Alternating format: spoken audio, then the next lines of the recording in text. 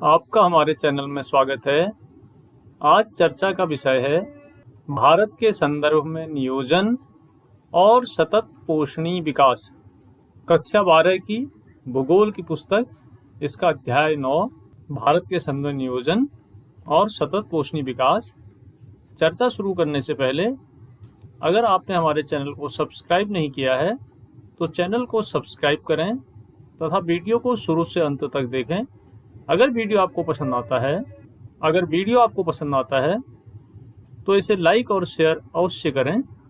चर्चा शुरू करते हैं। भारत के संदर्भ में नियोजन और सतत पोषणीय विकास। नियोजन शब्द कहते किसे हैं? नियोजन का अर्थ है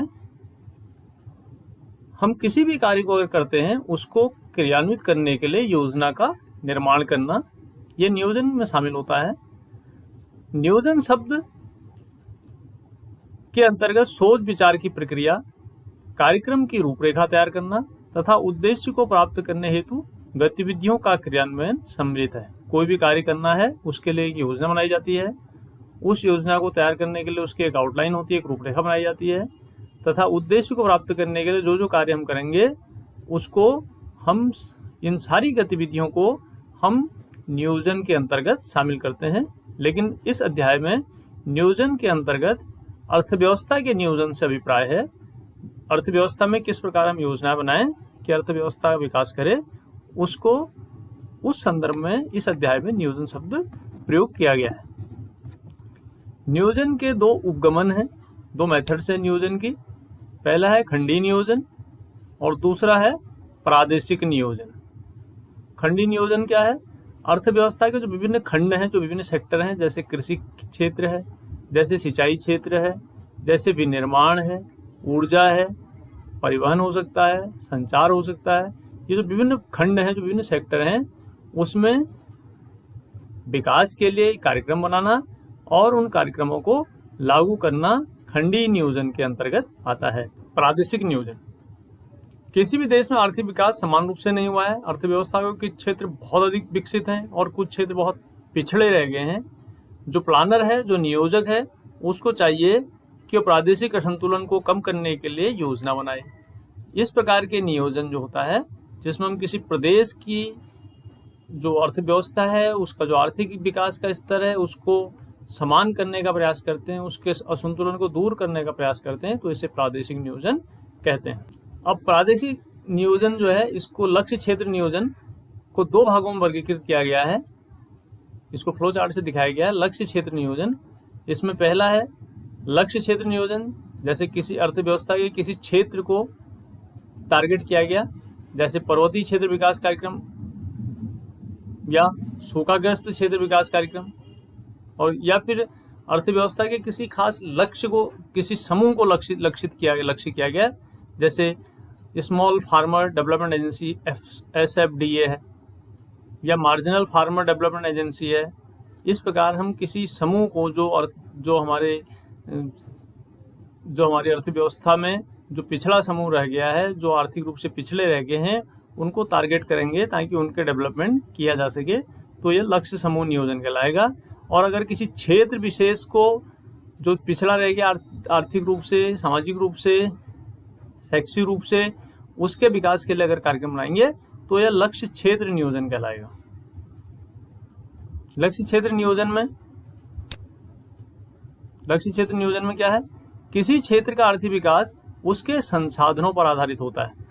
अगर किसी क्षेत्र को विकास करना है तो वहाँ संसाधन होने आवश्यक हैं, लेकिन हमेशा ऐसा नहीं होता कि संसाधन होते हैं लेकिन उसके बाद भी कभी कभी ऐसा होता है कि वो क्षेत्र विकास नहीं कर पाता, विकास में पीछे रह जाता है, क्योंकि संसाधन ही एकमात्र आर्थिक विकास के लिए आवश्यकता नहीं है, बल्कि उसके साथ साथ आर्थिक विकास के साथ साथ उस क्षेत्र के पास या उस देश के पास तकनीक भी होनी चाहिए विकास करने के लिए, निवेश के लिए पर्याप्त मात्रा में पूंजी भी होनी चाहिए, तभी वो क्षेत्र विकास कर सकता है।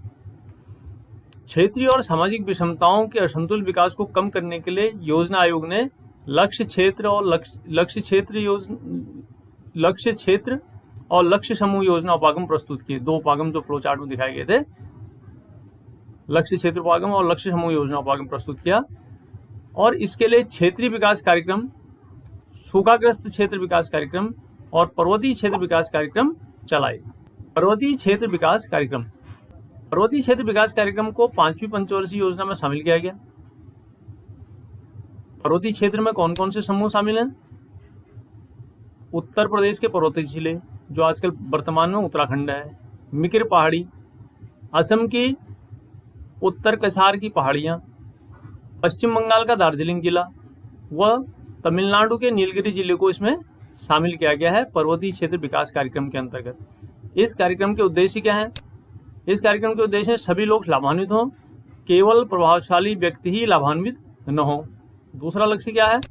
स्थानीय संसाधनों और प्रतिभाओं का विकास हो, जो स्थानीय संसाधन हैं उनका विकास किया जाए, जो स्थानीय प्रतिभाएं हैं उनको विकसित होने का मौका दिया जाए, जो अर्थव्यवस्था है जो केवल जीवन निर्वाह अर्थव्यवस्था है इसको निवेश उन्मुखी बनाना, ऐसी अर्थव्यवस्था बनाना ताकि उसमें अधिक से अधिक निवेश हो पाए।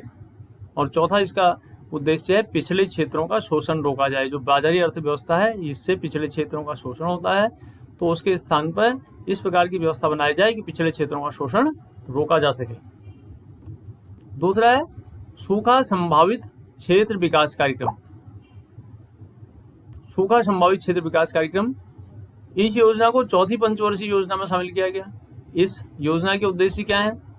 इस योजना के उद्देश्य है, पहला, सूखा संभावित क्षेत्रों में लोगों को रोजगार उपलब्ध कराना। दूसरा है सूखे के प्रभाव को कम करना। और तीसरा है उत्पादन के साधनों को विकसित करना। क्योंकि ऐसी जगह पर कार्य करना है जहाँ सूखा पड़ा है, तो हमें इस प्रकार के कार्य करने चाहिए जिससे सूखे का प्रभाव कम हो, उत्पादन के जो साधन हमारे सीमित हो गए हैं उनको विकसित करने का प्रयास किया जाए। सूखा संभावित क्षेत्र जो है कृषि प्रधान अर्थव्यवस्था वाले देश में अगर सूखा पड़ जाएगा तो किसान लोग बेरोजगार हो जाएंगे, जो खेती से जुड़े लोग हैं बेरोजगार हो जाएंगे, तो उनको रोजगार उपलब्ध कराने की आवश्यकता है। सूखा संभावित क्षेत्र विकास कार्यक्रम में कौन कौन से कार्य किए जा सकते हैं? सिविल निर्माण कार्यों में बल दिया गया। इस योजना में कोशिश की जाए कि जो सिविल निर्माण कार्य हैं वो अधिक से अधिक हों, सिंचाई परियोजनाएं बनाई जाएं, भूमि विकास कार्यक्रमों पर जोर हो, वनीकरण कराया जाए, चारागाह विकास कार्यक्रम अपनाए जाएं, आधारभूत ग्रामीण अवसंरचना, आधारभूत ग्रामीण अवसंरचना मतलब जैसे सड़कें हैं, विद्युत है, बाजार है, ऋण सेवाएं हैं, इन पर जोर दिया गया। जब इस कार्यक्रम की समीक्षा हुई तो पता चला कि कृषि से संबंधित सेक्टर के विकास तक ही यह कार्यक्रम सीमित हो गया है। जो सूखा क्षेत्र विकास कार्यक्रम था ये केवल कृषि के विकास तक ही सीमित हो गया है। पर्यावरण संतुलन पर इसमें बल दिया गया था। जनसंख्या वृद्धि के कारण क्या हुआ कि जो किसान थे उनके पास जो जमीन थी उसमें किसान लोग सीमांत भूमि पर भी कृषि करने लगे, और जिसके कारण क्या हुआ, सीमांत भूमि पर खेती करने लगे, जिससे पर्यावरण का जो पर्यावरण था या जो पारिस्थितिकी थी उसका निम्नीकरण प्रारंभ हो गया।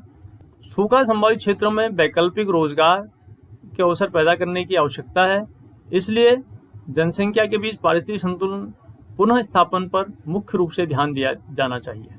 एक एग्जाम्पल है भरमौर क्षेत्र में समन्वित जनजाति विकास कार्यक्रम। भरमौर क्षेत्र हिमाचल प्रदेश में है। हिमाचल प्रदेश के चंबा जिले में भरमौर और होली तहसीलें, 2 तहसीलों में ये कार्यक्रम शुरू किया गया, जनजाति विकास कार्यक्रम। इस कार्यक्रम में भरमौर और होली तहसीलें शामिल की गई। इस तहसील में रहने वाले लोग गद्दी जनजाति के लोग रहते हैं। जिन गद्दी लोगों की इन तहसीलों में गद्दी जनजाति के लोग रहते हैं जिनकी भाषा गदियाली है। ये गद्दी लोग ऋतु प्रवास करते हैं। ऋतु प्रवास माने चूंकि ये लोग पशुपालन करते हैं तो अपने पशुओं को लेकर गर्मियों में ये मैदानी क्षेत्रों से पर्वतीय क्षेत्रों की ओर चले जाते हैं और जाड़ों में पर्वतीय क्षेत्र से मैदानी क्षेत्रों की ओर आ जाते हैं। तो ये लोग इस प्रकार का प्रवास करते हैं जिसे हम ऋतु प्रवास कहते हैं। इन लोगों का मुख्य कार्य कृषि और पशुपालन है। अब जो ये योजना चलाएगी समन्वित जनजाति विकास कार्यक्रम, इसके द्वारा भरमौर जनजाति विकास कार्यक्रम का उद्देश्य है गद्दी लोगों के जीवन स्तर में सुधार करना और भरमौर तथा हिमाचल प्रदेश के मध्य जो विकास का अंतर हो गया है उसको कम करना। जो भरमौर क्षेत्र है काफी पिछड़ा रह गया है, जबकि हिमाचल प्रदेश के अन्य क्षेत्र काफी विकास कर गए हैं। तो इन दोनों के मध्य जो अंतर आ गया उसको दूर करने का प्रयास इस योजना में किया गया। इसके लिए क्या क्या कार्य किए गए? पहला, आधारभूत सुविधाओं जैसे विद्यालयों और अस्पतालों का विकास किया गया। दूसरा, पेयजल सुविधा और सड़कों का विकास किया गया। तीसरा है संचार और विद्युत के क्षेत्र में विकास के प्रयास किए गए। तो विद्युत के कई क्षेत्र विद्युतीकरण नहीं था, कई जगह संचार के साधन नहीं थे, तो उनको विकसित करने का प्रयास किया गया। जो कि अधिकांश गद्दी लोग थे परंपरागत कृषि करते थे, जिसका उद्देश्य केवल जीवन निर्वाह होता था, अपने भरण पोषण के लिए खेती करते थे। उसके स्थान पर जीवन निर्वाह कृषि के स्थान पर नकदी फसलों को बोने के लिए, नकदी फसलों की खेती करने के लिए गद्दी लोगों को प्रोत्साहित किया गया। अब इस योजना से जो जनजातीय विकास कार्यक्रम चला, उसके फायदे क्या हुए, उसका क्या लाभ हुआ, सामाजिक और आर्थिक लाभ, ये देखिए। इससे क्या हुआ, साक्षरता में वृद्धि हुई। जो नकदी और व्यापारिक फसलें हैं उनका उत्पादन बढ़ने लगा। साक्षरता दर में सुधार हुआ। न केवल पुरुषों की साक्षरता दर में बल्कि महिलाओं की साक्षरता दर में भी सुधार हुआ।